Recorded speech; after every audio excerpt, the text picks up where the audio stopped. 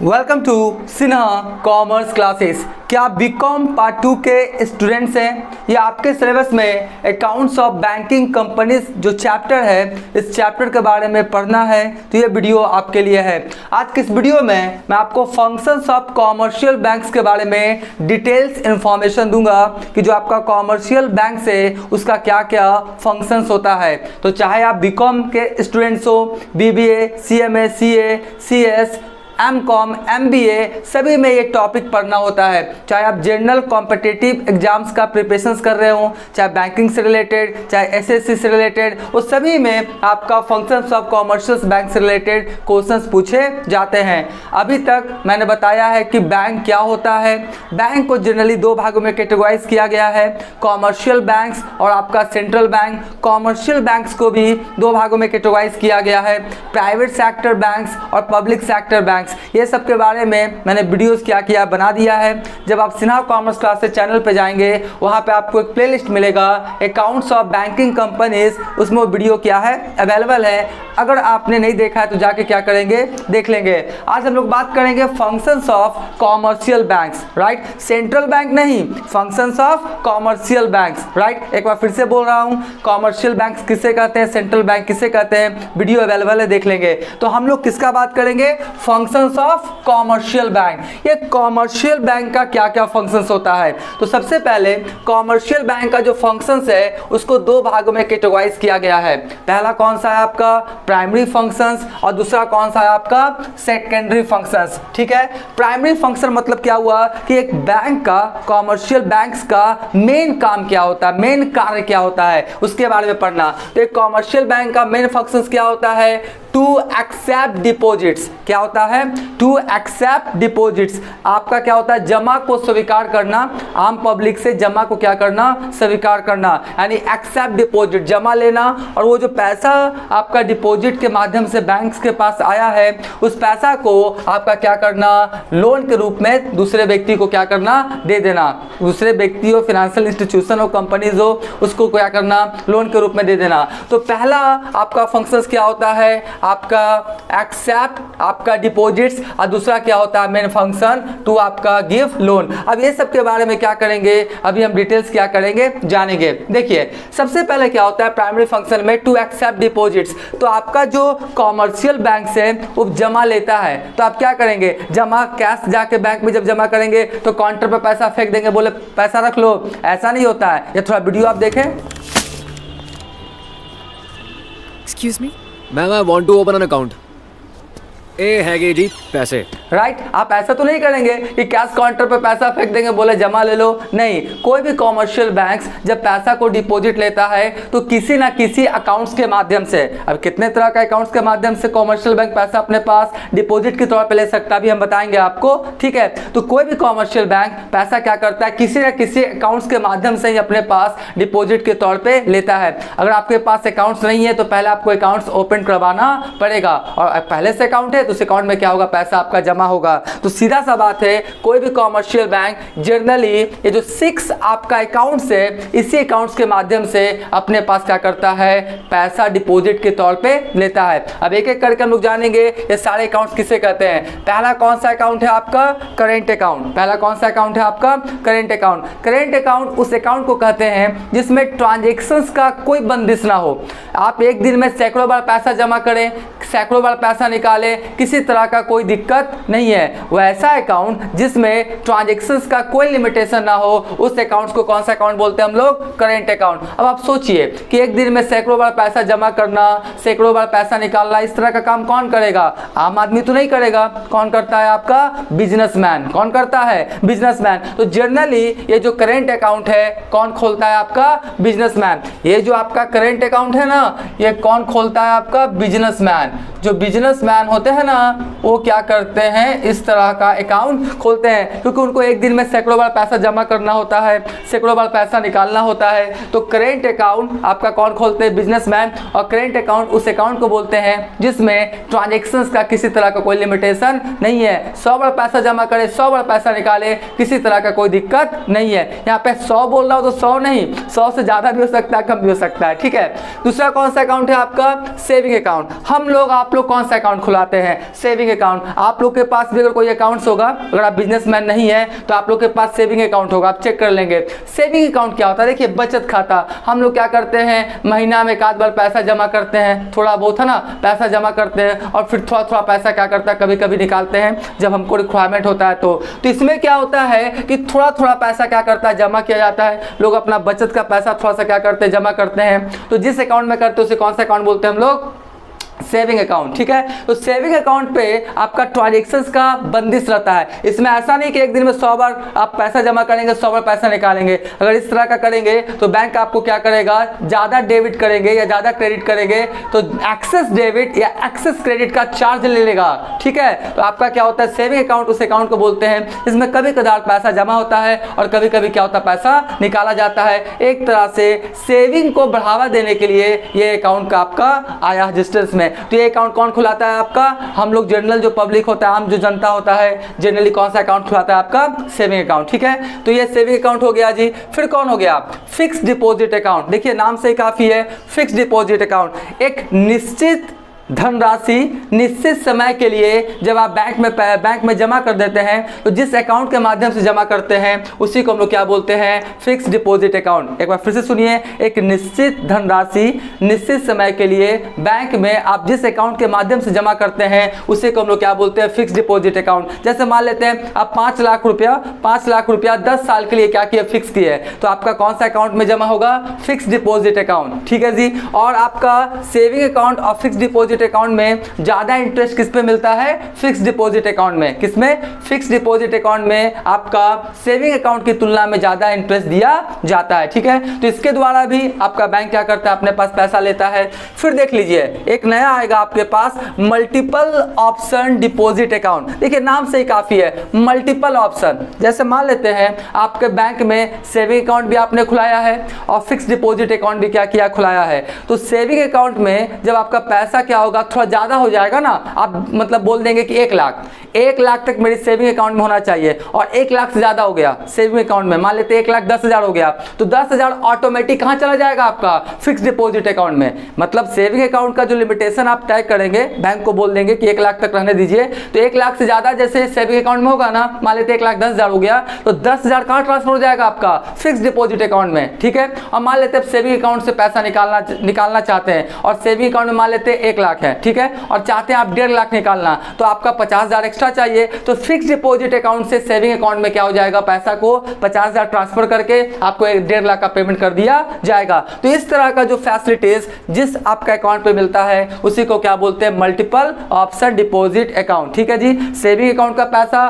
Fixed deposit account में transfer हो सकता है एज पर रिक्वायरमेंट, और फिक्स्ड डिपॉजिट अकाउंट से पैसा सेविंग अकाउंट में ट्रांसफर हो सकता है एज पर रिक्वायरमेंट। तो इस तरह का ऑप्शन जिस अकाउंट के माध्यम से बैंक अपने अकाउंट होल्डर्स को देती है उसी को क्या बोलते हैं? Multiple option deposit account. ठीक है जी, ये भी आप समझ गए। फिर कौन सा होता है आपका? Recurring deposit account. देखिए नाम से काफी है, कौन सा? रेकरिंग। मतलब छोटा छोटा धनराशि निश्चित समय के लिए बार बार लगातार आप क्या करते हैं? बैंक में जमा करते हैं। तो जिस अकाउंट के माध्यम से बैंक लेता है डिपॉजिट उसे क्या बोलते हैं? Recurring deposit account. जैसे फॉर एग्जांपल आप 500 रुपया हर मंथ क्या करते, जमा करते जा रहे हैं, या 500 रुपया हर वीक आप जमा करते हैं, 15 दिन पे जमा करते हैं, 15 दिन पे जमा करते हैं, तो कौन सा अकाउंट के माध्यम से लेता है? Recurring deposit account. जो छोटे मोटे बिजनेसमैन होते हैं, जैसे मान लेते हैं आपका छोटा मोटा नहीं होता, फेरी वाला हो गया, या छोटा वाला चाय वाला हो गया, या आपका गोलगप्पे वाले हो गए, चाट वाले हो गए, तो ये सब क्या करता है? थोड़ा थोड़ा अमाउंट क्या करता है, वीकली या 15 दिन पे या मंथली क्या करता है, जमा करते जाता है।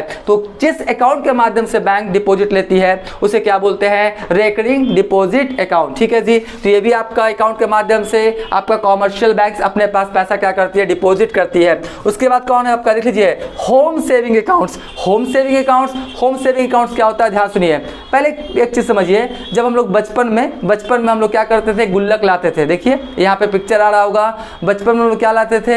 एक गुल्लक लाते थे, मिट्टी का या फिर स्टील का, जो भी आप बोले। ठीक है, अब जो आप आज के जनरेशन के बच्चे थोड़ा सा इसको दूसरे शब्दों में बोल सकते हैं, लेकिन हम लोग इसको गुल्लक बोलते थे। ठीक है, या चुक्का बोलते थे, ठीक है। तो इसमें क्या करते हैं हम लोग, पैसा क्या करते, जमा करते थे, राइट। दिन भर पैसा जमा करते थे, 1-2 दिन पैसा जमा करते थे, और तीसरा चौथा दिन क्या होता था, फोड़ के पैसा निकाल लेते थे, ठीक है। उसी के तर्ज पे यहाँ पर क्या होता है कि कॉमर्शियल बैंक क्या करता है, एक बॉक्स देता है, किसको, अकाउंट होल्डर को, ठीक है। और वो बॉक्स लेके अकाउंट होल्डर कहाँ चला जाता है, अपने घर में, कहाँ लेके चल जाता है, अपने घर में। और बोलता है क्या है कि छोटे छोटे बच्चे हो या जो बड़े घर के बड़े फैमिलीज हो, उनको बोलते हैं कि इस बॉक्स में क्या करना, पैसा डाले, ठीक है। तो उसमें क्या क्या, कोई 2 रुपया, 5 रुपया, 10 रुपया, सब क्या करते हैं, अपना डालते हैं।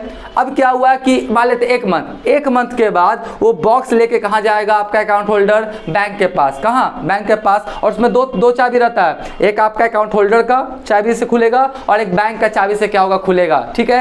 तो अकाउंट होल्डर क्या करता है, वो बॉक्स लेके, बक्सा लेके या वो चुक्का गुल्लक लेके कहाँ जाता है, आपका बैंक के पास। बैंक क्या करता है, आपका खोलता है, वहां पर आपका अकाउंट होल्डर का भी चाबी लगाना पड़ेगा, बैंक का भी चाबी लगाना पड़ेगा, दोनों चाबी से क्या होगा, वो आपका खुलेगा, पैसा गिनेगा बैंक। और पैसा गिनने के बाद जिस अकाउंट के माध्यम से बैंक अपने पास डिपॉजिट के तौर पे पैसा रख लेती है, उसी को हम लोग क्या बोलते हैं, होम सेविंग अकाउंट। क्या बोलते हैं, होम सेविंग अकाउंट। तो होम सेविंग अकाउंट के माध्यम से भी आपका क्या करता है, कॉमर्शियल बैंक अपने पास पैसा क्या करता है, डिपॉजिट के तौर पे लेता है। लेकिन अब ये जो होम सेविंग अकाउंट है, अब ये आउटडेटेड हो गया, जनरली अब इस तरह का अकाउंट रजिस्टर्स में पाया नहीं जाता है, ठीक है। तो मैंने क्या बताया, ये जो आपका 6 अकाउंट्स था, इसके द्वारा कॉमर्शियल बैंक अपने पास डिपॉजिट के तौर पे पैसा लेता है। तो पैसा तो डिपॉजिट के तौर पे अपने पास ले लिया, तो बैंक को प्रॉफिट हो जाएगा, नहीं। क्या आपका जो पैसा है, क्या वो अंडा देगा, मतलब 1 लाख से 2 लाख हो जाएगा, ऐसा तो होगा नहीं।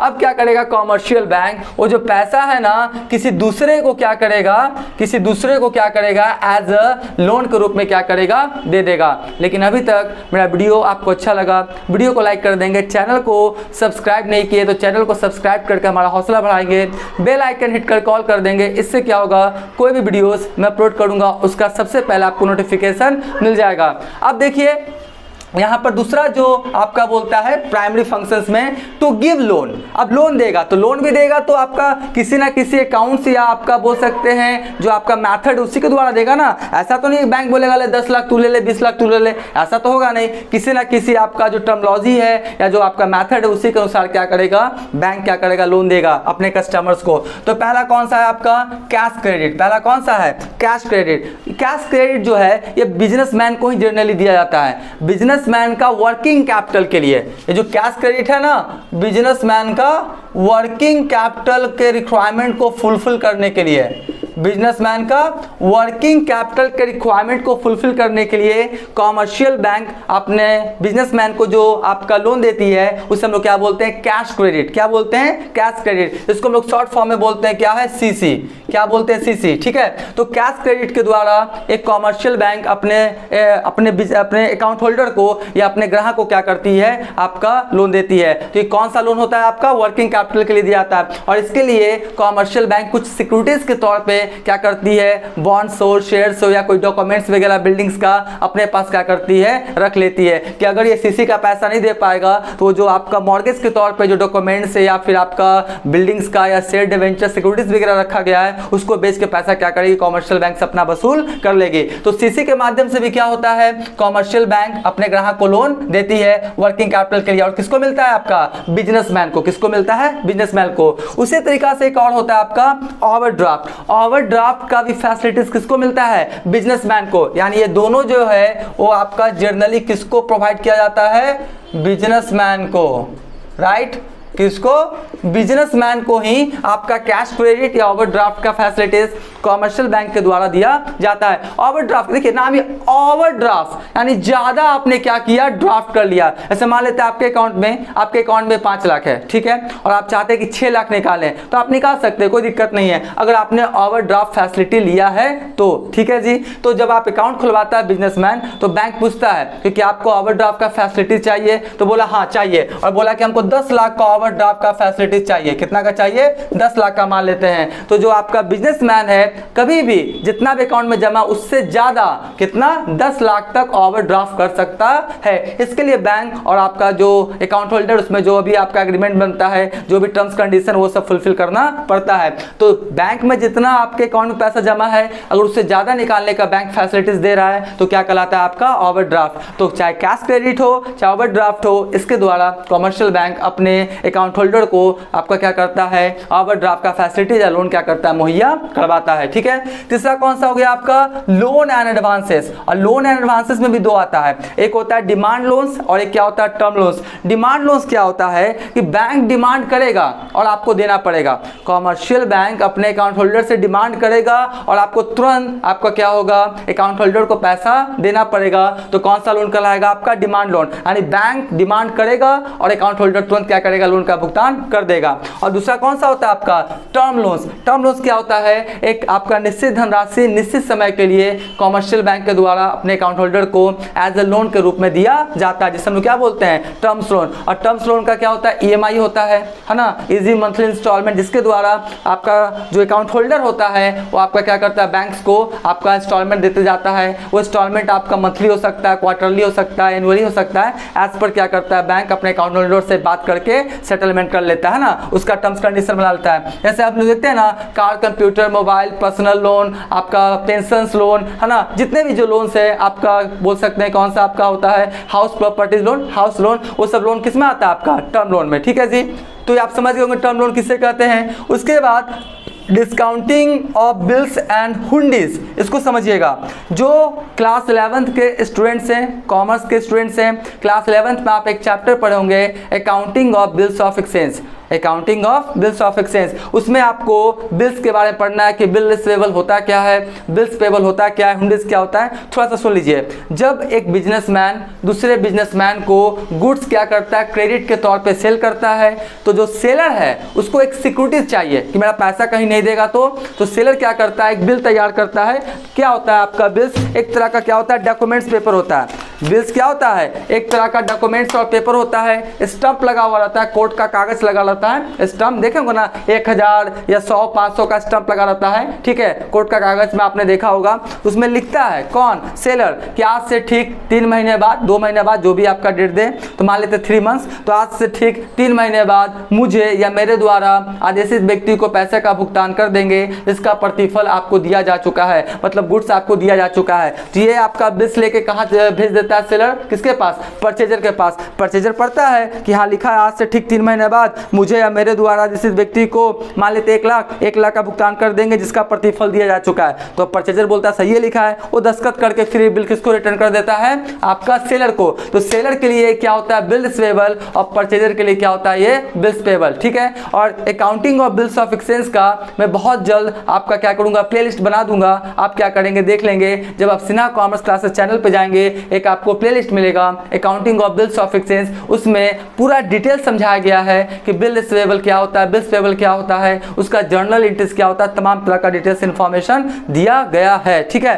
तो अब ये जो बिल्स है, अब मान लेते हैं जो सेलर है उसको तुरंत पैसा चाहिए, तो अब जाएगा परचेजर के पास। परचेजर बोलेगा 3 महीना बाद आना, क्योंकि तुम ही लिखा आज से ठीक 3 महीने बाद, तो 3 महीना बाद आपको क्या होगा? सेलर को पैसा मिलेगा। लेकिन सेलर चाहता है कि इसका पेमेंट हमको आज चाहिए, तो ये जो आपका बिल्स है ये आपका सेलर लेके कहाँ चला जाएगा? किसके पास? बैंक के पास। किसके पास? बैंक के पास। सेलर या जिसके पास ये बिल हो वो कहाँ चला जाएगा? बैंक के पास। बैंक क्या करेगा? 1 लाख नहीं देगा, 1 लाख का बिल था ना, 1 लाख नहीं देगा। मान लीजिए दिया 95,000, कितना दिया? 95,000। तो 95,000 तुरंत बैंक क्या करेगा? जिसके पास बिल्स होगा उसको दे देगा। अब 3 महीना वेट करेगा कौन? बैंक। और 3 महीना बाद किसके पास जाएगा? परचेजर के पास। परचेजर क्या करेगा? बैंक को 1 लाख दे देगा। तो इस तरह से बैंक को कितना प्रॉफिट हो जाएगा? 5,000। कितना? 5,000। तो इसी को हम लोग बोलते हैं क्या है? Discounting of the bill. यानी 1 लाख का था लेकिन 5,000 डिस्काउंट पे क्या किया? पेमेंट कर दिया। कौन? बैंक। तो एक तरह से लोन दिया ना, 3 महीना तो वेट करना पड़ेगा। किसको? बैंक्स को, क्योंकि 3 महीना बाद जो परचेजर वो पेमेंट करेगा, तो इसके लिए 5,000 उसको क्या हो गया? फायदा हो जाता है। उसी को हम लोग क्या बोलते हैं? Discounting of A bills. अब हुंडिस क्या होता है? हुंडिस भी क्या होता है? एक डॉक्यूमेंट्स पेपर होता है। हुंडिस भी क्या होता है? एक डॉक्यूमेंट्स पेपर होता है। लेकिन जो आपका क्या होता है, रीजनल भाषा होता है ना, जो आपका लोकल लैंग्वेज होता है, जैसे तमिल, कन्नड़, उड़िया, है ना, मराठी, गुजराती, पंजाबी, वो अपना लैंग्वेज में लिखता है। ठीक है, अपना लैंग्वेज में लिखता है, उसी को हम लोग क्या बोलते हैं? आपका हुंडिस। हुंडिस भी एक प्रकार का क्या होता है? निगोशिएबल इंस्ट्रूमेंट होता है, जिसमें आपका जो लोकल भाषा होता है किसी भी स्टेट का, उसमें वो बिल तैयार किया जाता है। तो हुंडिस हो चाहे आपका बिल्स हो, उसको बैंक से जाकर डिस्काउंट करवा के मैच्योरिटी डेट के पहले आप पैसा ले सकते हैं। तो बैंक एक तरह से क्या किया? हुंडिस या बिल्स ऑफ एक्सचेंज के माध्यम से लोन क्या किया? प्रोवाइड किया ना। ठीक है जी, तो ये क्या हो गया आपका? इस तरह से इतना तरीका से क्या होता है, बैंक्स अपने अकाउंट होल्डर को या अपने कस्टमर्स को क्या करता है? लोन प्रोवाइड्स करता है। तो मेन फंक्शन नहीं हुआ, पहले क्या हुआ? एक्सेप्ट डिपॉजिट, जमा लेना, और जमा को फिर क्या करना? आपको अकाउंट होल्डर को या अपने कस्टमर को एज ए लोन के रूप में दे देना। ठीक है, देखिए बहुत सारी बातें हैं, टाइम लगता ही है। ठीक है, मैं चाहता हूँ सारी बातें आप क्या करें? कॉन्सेप्ट से समझें। और आज के डेट में कॉमर्शियल बैंक का इतना फंक्शंस है ना कि मैं क्या बताऊँ, इसलिए थोड़ा वीडियो लंबा होगा ही। उसके बाद देख लीजिए सेकेंडरी फंक्शंस। सेकेंडरी फंक्शंस में सबसे पहले कौन है? देखिए थर्ड, ये पहला था क्या? टू एक्सेप्ट डिपॉजिट, दूसरा था टू गिव लोन, और तीसरा कौन है आपका? Agency function. एजेंसी मतलब क्या? बैंक एक तरह से एजेंट की तरह काम करेगा। बैंक जो है ना, वो अपने अकाउंट होल्डर के मतलब अकाउंट होल्डर के तरफ से एज ए एजेंट के तौर पे क्या करेगा? काम करेगा। ठीक है, तो सबसे पहले बोलता क्या है? Sale and purchase of shares and debentures. आप चाहते हैं कि किसी भी कंपनी, आप मतलब कौन? Account holder. अकाउंट होल्डर चाहता है कि किसी भी कंपनी का हम शेयर्स खरीदें, आपका equity share, preference share, debentures, bonds, है ना, ये सब क्या करें? खरीदें। तो खरीदने के लिए आपके पास बैंक अकाउंट होना चाहिए, और जो बैंक अकाउंट होता है वो डीमेट अकाउंट से लिंक होता है। तो बिना बैंक अकाउंट के माध्यम से या बिना बैंक अकाउंट की सहायता से कोई भी आपका बिजनेसमैन आपका शेयर, डिवेंचर्स, बॉन्ड्स ये सब खरीद सकता नहीं है। तो आपका अगर सिक्योरिटीज में परचेस सेल करना चाहते हैं तो आपके पास अकाउंट होना चाहिए, बैंक अकाउंट होना चाहिए। तो ये भी आपका एक काम हो गया, किसका? फंक्शन हो गया, किसका? कॉमर्शियल बैंक का। ठीक है, दूसरा बोलता है to accept payments as a representative of customers. देखिए मान लेते हैं आप किसी भी कंपनी का शेयर्स खरीदें, डिवेंचर्स खरीदें, तो शेयर्स पे क्या मिलता है? डिविडेंड। डिवेंचर्स पे क्या मिलता है? इंटरेस्ट। तो वो जो आपका डिविडेंड्स है या इंटरेस्ट है वो सब आपका डीमेट अकाउंट के माध्यम से आपके बैंक अकाउंट में ही आएगा। तो बैंक अकाउंट में पैसा क्या करता है? वो रिसीव करते रहता है। कौन? बैंक। किसके लिए? आपका जो अकाउंट होल्डर्स है उसके लिए। तो ये बोलता है to accept payments as a representative of customer. Customer के रिप्रेजेंटेटिव के तौर पे आपका जो कॉमर्शियल बैंक से अपने अकाउंट होल्डर्स के लिए जो आपका कंपनीज है, चाहे इंटरेस्ट का पैसा चाहे डिविडेंड्स का पैसा समय समय पर रिसीव करते रहता है। तो ये भी क्या हुआ? कॉमर्शियल बैंक का क्या हुआ? एक फंक्शन हो गया। फिर क्या बोलता है? देख लीजिए to make payment for customer, है ना, आपका to make payments for customer. जैसे मान लेते हैं और ऑटो डेबिट का फैसिलिटीज, जैसे मान लेते हैं कि आपको बिजली बिल देना है, रेंट देना है, ट्यूशन फीस देना है, कॉलेज फीस देना है, तो आप डेट आप सेट कर दें, ऑटो डेबिट हो जाएगा। मतलब 5 तारीख को मान लेते हैं, हर 5 तारीख को आपको किसी को 5,000 देना है एज ए रेंट के तौर पर, तो आप ऑटो डेबिट का ऑप्शन सेट कर दीजिए, अकाउंट नंबर सेट कर दीजिए, जिसको पेमेंट करना है अमाउंट सेट कर दीजिए। ठीक है, और जैसे ही 5 तारीख आएगा ऑटो डेबिट हो जाएगा, आपके अकाउंट से पैसा निकल के जिसको आप पेमेंट करना चाहते हैं उसको भुगतान हो जाएगा। ठीक है, तो इस तरह का भी फैसिलिटीज या फंक्शंस प्रोवाइड करता है कौन? आपका कॉमर्शियल बैंक। तो क्या बोलता है? To make payment for customer, यानी कस्टमर के बिहाफ में पेमेंट्स करता है। ठीक है, उसके बाद बोलता क्या है? To apart the knowledge about financial conditions. हाँ बिल्कुल सही बात है। आपका एक बिजनेसमैन का इंफॉर्मेशन दूसरे बिजनेसमैन को क्या करता है? प्रोवाइड करता है, उसका फाइनेंशियल कंडीशंस कैसा है। जैसे मान लेते हैं ए बी से आपका मिस्टर ए मिस्टर बी से क्या करता है? गुड्स खरीद रहा है, मान लेते हैं 5 लाख का उधार सामान खरीदता है, तो आपका चाहेगा ना कौन? आपका ए खरीद रहा था ना, किससे? बी से। ठीक है, तो आपका ए खरीद रहा था किससे? बी से, तो बी चाहेगा कि ए हमको 5 लाख दे पाएगा या नहीं, तो आपका बी क्या करता है? इंक्वायरी करवाता है, किसके बारे में? ए के बारे में, कि हमको 5 लाख का सामान उधार ले रहा है, क्या ये उतना दे पाएगा पैसा कि नहीं दे पाएगा।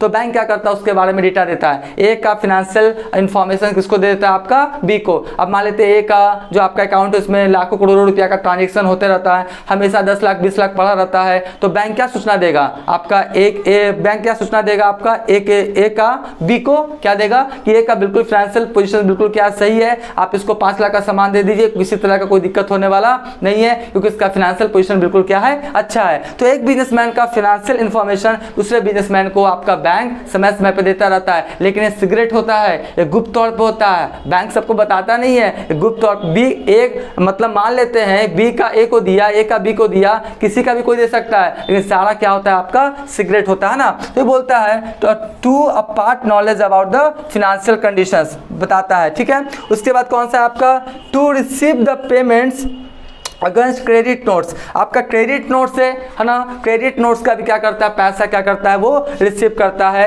एज ए एजेंट के तौर पे बन के, ठीक है। तो ये भी आपका है। उसके बाद कौन है आपका बैंक ओवरड्राफ्ट, अभी मैंने बताया था ना कि बैंक ओवरड्राफ्ट का भी फैसिलिटीज प्रोवाइड करता है कौन, कॉमर्शियल बैंक, किसको, अपने अकाउंट होल्डर्स को। तो इसमें दोनों में भी आ गया, एजेंसी में भी आ गया। फिर बोलता है क्या है अदर एजेंसी वर्क्स, इसके अलावा अगर और भी आपका कॉमर्शियल बैंक अपने अकाउंट होल्डर्स के लिए काम करता है तो क्या कहलाएगा आपका अदर एजेंसी वर्क्स, ठीक है। तो ये कौन सा हो गया आपका एजेंसी वर्क्स में आ गया। अब देखिए और होता है यूटिलिटी फंक्शंस, यानी आपका जनरल यूटिलिटी फंक्शन, और क्या क्या उपयोगिता वाला आपका कार्य करता है कौन, कॉमर्शियल बैंक, किसके लिए, अपने अकाउंट होल्डर्स के लिए। तो सुन लीजिए बोलता है काउसन वैल्यूएबल थिंग्स, जैसे मान लेते हैं आपका कोई इंपॉर्टेंट डॉक्यूमेंट्स है, आपका कोई सोना चांदी है, तो आप क्या करते हैं बैंक के लॉकर में क्या करते हैं जमा कर देते हैं, तो लॉकर फैसिलिटीज प्रोवाइड करता है ना, ठीक है। उसे क्या बोलते हैं काउसन वैल्यूएबल थिंग्स, यानी वैल्यूएबल थिंग्स को सुरक्षा प्रदान करता है अपने पास रख के लॉकर में, ठीक है। तो इस तरह का भी क्या करता है फंक्शंस प्रोवाइड करता है कौन, कॉमर्शियल बैंक अपने अकाउंट होल्डर्स के लिए। ट्रांसफर ऑफ कैश, आपका क्या होता है कैश को एक अकाउंट से दूसरे अकाउंट में ट्रांसफर करने का भी काम कौन करता है आपका कॉमर्शियल बैंक, तो ये भी उसका एक फंक्शन है। फॉरेन एक्सचेंज आपका क्या बोलता है सर्विसेज, जैसे मान लेते हैं आपको अमेरिका से पेमेंट आ रहा है, आज के डेट में मैक्सिमम यूट्यूबर है ना, इंडिया में बहुत सारे यूट्यूबर्स हैं, उनका पेमेंट आता है यूट्यूब के माध्यम से, तो वहां से तो डॉलर के रूप में चलता है राइट, और आपको मिलता है किस में है, इंडियन रुपीज में। तो डॉलर को इंडियन रुपीज में कन्वर्ट करने का काम कौन करता है आपका कॉमर्शियल बैंक, वही बोलता है फॉरेन एक्सचेंज सर्विसेज भी क्या करता है प्रोवाइड कर रहा है कौन, कॉमर्शियल बैंक। फिर बोलता है क्या है क्लीयरिंग हाउस सर्विसेज, जैसे कोई चेक है, ड्राफ्ट है, हम लोग क्या करते हैं बैंक में डाल देते हैं, तो चेक ड्राफ्ट से पैसा कलेक्ट करके आपके अकाउंट में डालने, आपके अकाउंट में डिपॉजिट करने का भी काम कौन करता है आपका कॉमर्शियल बैंक, तो वही बोलता है क्या है क्लीयरिंग हाउस सर्विसेज। फिर बोलता है collections of business information and data, आज के डेट में बहुत सारे ऐसे कॉमर्शियल बैंक्स हैं जो आपका स्टैटिकल डेटा कलेक्ट करते हैं कि कितना, मान लेते हैं इंडिया में कितने आपके रिचेस्ट पर्सन है, 1 से 100 रैंक में कौन कौन है, जैसे एसबीआई बुलेटिन एक मैगजीन्स है जो डिफरेंट डेटा को आपका क्या करता है आपका कलेक्शंस करके पब्लिश करने का काम करता है, तो क्या कहलाएगा collections of business informations and data, ये भी आपका क्या है कॉमर्शियल बैंक का एक फंक्शन है। एक बार फिर से बोल रहा हूं कॉमर्शियल बैंक का फंक्शंस पढ़ रहे हैं, सेंट्रल बैंक का नहीं, रिजर्व बैंक ऑफ इंडिया का नहीं पढ़ रहे हैं, ठीक है। उसके बाद ये हो गया, उसके बाद क्या होता है आपका देख लीजिए समझिएगा, यहाँ पर कितना हुआ 7 हुआ ना, 7 ठीक है आपका, नहीं यहाँ पे हुआ देखिए 5 हुआ, 5 के बाद देखिए यहाँ से आया, 5 के बाद यहाँ से ऐसे आया, यहाँ पे ऐसे, यहाँ से कितना आ गया 6, यहाँ पे देखिए 5 है ना, तो 5 के बाद क्या आ गया आपका यहाँ से 6, इसका नहीं ये है 6, ठीक है। 6 क्या बोलता है travellers cheque and credit notes, ये क्या होता है जैसे कोई अकाउंट होल्डर से कहीं आपका घूमने जाता है, ठीक है, यात्रा संबंधित खर्च को भुगतान करने के लिए आपका कॉमर्शियल बैंक जो चेक इशू करता है अपने अकाउंट होल्डर को, उसे हम लोग क्या बोलते हैं ट्रैवलर चेक। तो यात्रा संबंधित भुगतान करने में इस चेक का पेमेंट किया, इस चेक का उपयोग किया जाता है। कैश लेके जाएगा तो थोड़ा खतरा वगैरह है ना, तो ट्रैवलर चेक क्या करता है आपका कॉमर्शियल बैंक अपने अकाउंट होल्डर्स को दे देता है। आपको होटल का पेमेंट करना है, आपको मान लेते खाना खाना है, आपको क्या बोलता है एरोप्लेन टिकट बुक करना है, मतलब यात्रा संबंधित खर्च का भुगतान करने के लिए ट्रैवलर चेक का उपयोग किया जाता है। तो ये भी एक फंक्शन है किसका कॉमर्शियल बैंक का। अब देखिए अब कौन सा है आपका ई बैंकिंग सर्विसेज, आज के डेट में ई बैंकिंग इलेक्ट्रॉनिक बैंकिंग सर्विसेज बहुत ज़्यादा क्या हो गया आपका बढ़ गया है। देखिए सबसे पहले क्या बोलता है इलेक्ट्रॉनिक फंड ट्रांसफर EFT, आज के डेट में किसी को पैसा पेमेंट करना है, पैसा रिसीव करना है, सब आपका इलेक्ट्रॉनिक फंड ट्रांसफर के माध्यम से किया जाता है। ये एक फंक्शन है। ऑटोमेटेड टेलर मशीन ATM भी क्या होता है आप देखे होंगे, यूज भी किए होंगे, जाते पैसा क्या करते हैं आप विड्रॉवल कर लेते हैं। अब ऐसा ATM है जिससे पैसा डिपॉजिट भी कर सकते हैं। तो पैसा विड्रॉवल या कैश डिपॉजिट के लिए आपका ऑटोमेटेड टेलर मशीन का यूज़ किया जाता है। फिर क्या इशू करता है? Debit card. डेबिट कार्ड आपका क्या होता है? कार्ड होता है जिसके सहायता से अकाउंट होल्डर जो उसका पैसा जमा है बैंक में, राइट, वो क्या करता है? कार्ड के माध्यम से निकाल लेता है। उसे हम लोग क्या बोलते हैं? Debit card. डेबिट कार्ड के माध्यम से अपना पैसा जो आप बैंक में जमा किए हैं, चाहे सेविंग अकाउंट चाहे करेंट अकाउंट के माध्यम से पैसा विड्रॉवल कर सकते हैं। क्रेडिट कार्ड में क्या होता है? बैंक जो लोन के रूप में पैसा देता है वो आप क्या करते हैं? विड्रॉवल करते हैं। क्रेडिट कार्ड के द्वारा आप अपना पैसा विड्रॉवल नहीं करते जमा वाला, बैंक जो लोन के रूप में देता है वो पैसा विड्रॉवल करते हैं। तो डेबिट कार्ड के माध्यम से अपना पैसा जमा जो किए वो विड्रॉवल करते हैं, और क्रेडिट कार्ड के माध्यम से जो लोन के रूप में कमर्शियल बैंक आपको पैसा दिया वो वाला क्या करते हैं? विड्रॉवल करते हैं। तो डेबिट और क्रेडिट समझ गए। टेली बैंकिंग आज के डेट में देखिए आपका मोबाइल होता है, मोबाइल के सहायता से आपका बैलेंस कितना है, किसको कितना पैसा देना है, पेमेंट करना है, कितना पैसा रिसीव करना है, बिजली बिल का पेमेंट, मतलब जो चाहे आप टेली बैंकिंग के सहायता से कर सकते हैं। यानी आपका जो टेलीफोन है, मोबाइल है, वो एक तरह से क्या बन गया? आपका बैंक। ठीक है, तो टेली बैंकिंग हो गया। उसके बाद 5 के बाद देखिए यहाँ पे आया national electronic fund transfer, NEFT के द्वारा भी क्या होता है? आपका बैंक क्या करता है? एक बल्क में एक अकाउंट से पैसा दूसरे अकाउंट्स में क्या करता है? ट्रांसफर करता है। किसी को सैलरी देना, मान लो 50 आदमी को सैलरी देना है, पेंशन वगैरह का भुगतान करना है, तो या हैवी अमाउंट का भुगतान करना है, तो आपको एनईएफटी के द्वारा, नेशनल इलेक्ट्रॉनिक फंड ट्रांसफर के द्वारा आपका क्या करता है? बैंक इस तरह का काम करता है। फिर क्या बोलता है? RTGS, real time gross settlement, इसके द्वारा भी क्या होता है? आपका एक कॉमर्शियल बैंक आपका अकाउंट होल्डर के आदेशानुसार आपका एक अकाउंट से दूसरे अकाउंट में क्या करता है? पैसा ट्रांसफर करता है। तो चाहे आपका एनईएफटी हो, चाहे आपका आरटीजीएस हो, यूपीआई हो, आईएमपीएस हो, इसका हम सेपरेट क्या करेंगे? डिटेल्स में एक वीडियो क्या करेंगे? बना देंगे। आज के डेट में और भी बहुत सारा दिन पर दिन कॉमर्शियल बैंक का फंक्शंस बढ़ते जा रहा है। ठीक है, इतना मैंने क्या किया? आपको पूरा फंक्शंस के बारे में क्या क्या बताया। किसका? कॉमर्शियल बैंक्स का। आप इसका पहले क्या करें? स्क्रीनशॉट ले लें।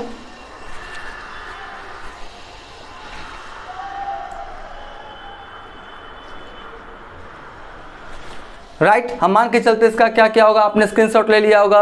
तो आज का वीडियो, आज का क्लास हम यहीं पर समाप्त करेंगे। अब नेक्स्ट वाले वीडियोस में जो आपका बैंकिंग, कॉमर्शियल बैंक्स का जो 16 शेड्यूल्स है, 1 से लेकर 16 शेड्यूल्स, उसके बारे में क्या करेंगे? हम आपको डिटेल्स बताएंगे। आज का क्लास, आज का वीडियो यहीं करते हैं। Thank you.